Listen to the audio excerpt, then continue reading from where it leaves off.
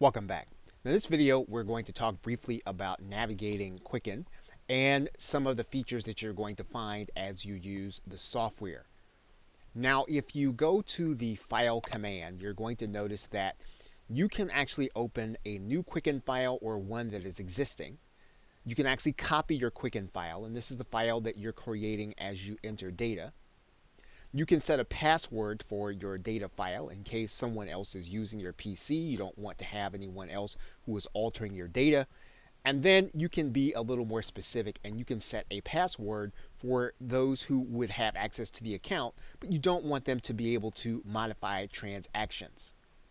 You can actually back up your Quicken file, and it's actually a good practice to do this every time that you use the software. Before you close, you should actually back up what you have done. And you can actually restore from a backup. So if you have a backup file that you have created, your software isn't working, you can go to your backup file and actually restore what you have done in your work. You can import a file into Quicken, and so there are several areas that you can import data. You can import data from TurboTax and Microsoft Money, as well as previous versions of Quicken. You can export your file. So for example, if you want to use QuickBooks or some other financial software, you can actually do that using the file export command.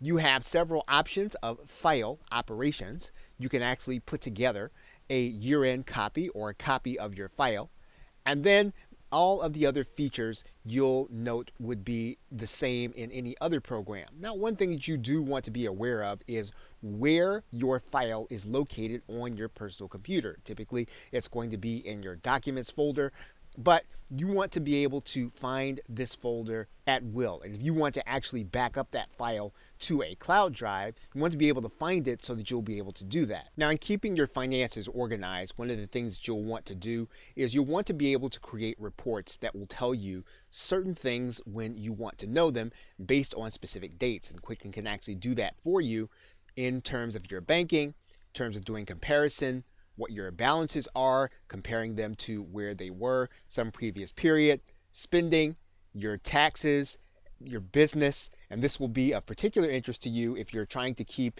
your personal and your business separate. You'll be able to look at your business at a glance using these reports, and we will actually be focused on these reports in this course.